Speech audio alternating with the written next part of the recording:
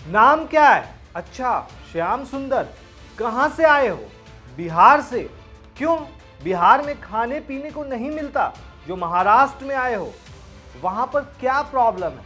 धंधा पानी नहीं है? बरोबर। वहां की गवर्नमेंट क्या कर रही है? महाराष्ट्र इतना पैसा देता है। कहाँ से आए हो? बिहार से। क्यों बिहार में खाने पीने को मिलता नहीं है जो महाराष्ट्र में आए हो? हाँ, वहाँ पे क्या प्रॉब्लम है? धंधा पानी नहीं है, बराबर है, इसलिए आते हो ना। तो वहाँ की गवर्नमेंट क्या कर रही है? महाराष्ट्र इतना पैसा देता है उधर गवर्नमेंट को, बिहार के उधर उनको को पूछो ना तुम लोग। अब दूसरा सीन, दूसरा लड़का कहता है बिहार से हूं। मैडम खुश हो जाती हैं, आवाज में दम आ जाती है, कहती हैं बिहार से पैसा कमाने मुंबई आए हो? गवर्नमेंट से पूछ नहीं सकते हो? वहां का मुख्यमंत्री झक मार रहा है। बिहार से पढ़े लिखे हो, बराबर है, फिर भी यहाँ पे मुंबई में आना पड़ रहा है। बराबर है, पैसा कमाने के लिए मुंबई आना पड़ रहा है ना। तो गवर्नमेंट को आप पूछ नहीं सकते वहाँ का? हाँ, वहाँ का जो मुख्यमंत्री है वहाँ का झक मार रहा है वहाँ पे वो। जैसे तुम जैसे पढ़े लिखे बंदों को यहाँ पे आना पड़ता है, रास्ते पे ठेला लगाना पड़ता है। पूछो ना तुम लोग गवर्नमेंट को अपने कि क्या कर रहे हो? इतना टैक्स महाराष्ट्र से उधर जाता है तुम लोगों के भलाई के लिए, वो क्या करते हैं? खुद के किसी में लेके घूम रहे। दोस्तों, सोशल मीडिया पर इस मैडम का ये वीडियो खूब वायरल है। मैडम कह रही हैं बिहार में खाने पीने को नहीं मिलता जो महाराष्ट्र में आए हो। बिहार में क्या मिलता है? नहीं मिलता है, वो छोड़ दो। दोस्तों, सोशल मीडिया पर इस मैडम का ये वीडियो खूब वायरल है। मैडम कह रही हैं बिहार में खाने पीने को नहीं मिलता है जो महाराष्ट्र आए हो। बिहार में क्या मिलता है, नहीं मिलता है, वो छोड़ दो मैडम। पहले आप ये बताओ, महाराष्ट्र में बिहारियों की एंट्री बैन है क्या? क्या बिहारी मुंबई नहीं जा सकते हैं? आपने महाराष्ट्र का पूरा ठेका उठा रखा है क्या? आप हैं कौन मैडम? दूसरी बात, वहां की गवर्नमेंट क्या कर रही है, ये सवाल है आपका। अरे मैडम, जो गवर्नमेंट महाराष्ट्र में है वही गवर्नमेंट बिहार में भी है। एक सवाल और आपने किया, महाराष्ट्र इतना पैसा देता है।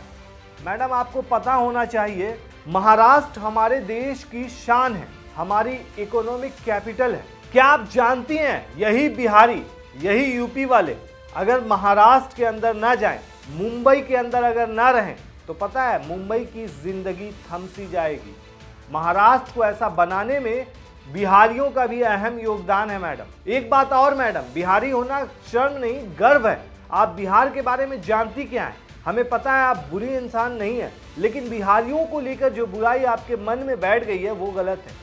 इस पिक्चर को गौर से देखिए, ये वही शख्स है जिससे आप सवाल कर रही हैं, और ये चुपचाप बगैर कुछ बोले आपकी बात सुन रहा है। चेहरा देखिए, झुका हुआ, शर्म से नहीं, संस्कार से।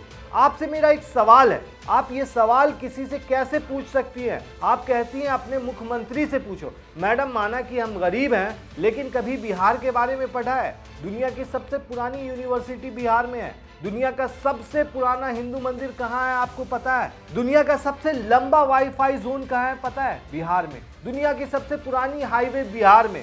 भारत के 10 सबसे बड़े ब्रिज में से 4 बिहार में। बिहार वो प्रदेश है मैडम जो यूपी के बाद सबसे ज्यादा आईएएस अधिकारी देता है। दुनिया के 2 बड़े धर्म, जैन और बुद्ध, इनके प्रमुख स्थान कहाँ है? बिहार में। जिसने दुनिया को 0 दिया वो बिहार से। फिर तो आपके हिसाब किताब में 0 इस्तेमाल ही नहीं होना चाहिए, क्योंकि वो बिहारी ने दिया है। आप जानती हैं मैडम, भारत का प्रथम राष्ट्रपति कहां से है? बिहार से। सिखों के 10वें और अंतिम गुरु गोविंद सिंह जी का जन्म भी बिहार से है। कुछ लोगों को लगता है कि बिहार पिछड़ेपन की पहचान है। बिहार को देश से निकाल दिया जाए तो देश विकसित कहलाएगा। इस देश में इन मैडम के जैसे कई लोग हैं जिन्हें बिहार से नफरत है। मैडम, क्या आप जानती हैं, आप बात कर रही हैं पढ़े लिखे की। नालंदा विश्वविद्यालय के बारे में तो जरूर सुना होगा आपने, क्योंकि एक जमाने में पूरी दुनिया को नालंदा ही शिक्षित करता था। चीन से लोग आते थे वहां पे। विक्रमशिला विश्वविद्यालय के बारे में तो सुना होगा आपने।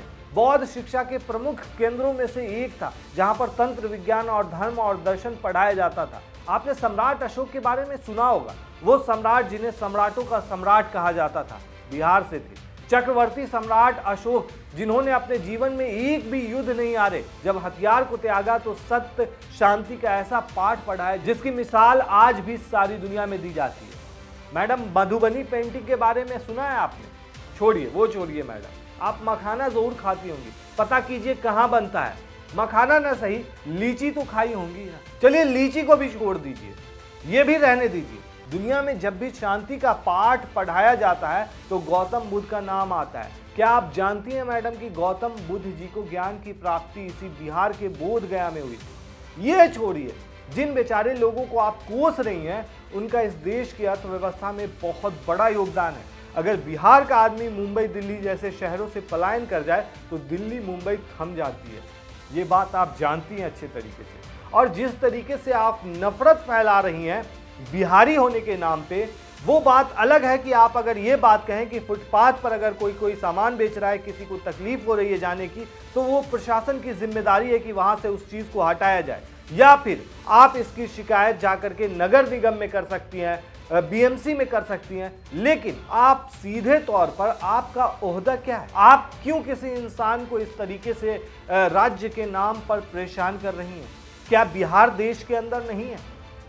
दोस्तों, ऐसे कई वीडियोस वायरल होते रहते हैं जहां पर कहीं पे कहा जाता है कि एक बिहारी 100 बीमारी, कहीं पे कहा जाता है कि बिहारी जो होते हैं उनको हीन भावना से देखा जाता है। लेकिन ऐसा नहीं है। अगर आप देखेंगे तो बिहारी ने जो दिया है देश को, वो शायद ही किसी ने दिया होगा। तो बिहार के बारे में जिस तरीके से आपने बयान दिया है, या फिर आप जो भी कहती हैं कि बिहार से आए हो, यहाँ मतलब वहाँ कुछ भी नहीं है, ऐसा कुछ नहीं है। आपको एक बार बिहार जाना चाहिए और वहाँ जाएंगे और वहाँ की आप मेहमान नवाजी और लोगों का मोहब्बत करने का अंदाज़ देखेंगी तो आप खुद फैन हो जाएंगे। इसलिए इस तरह की चीज़ें, इस तरह के चीज़ें दिखाना लोगों को बंद कर दीजिए।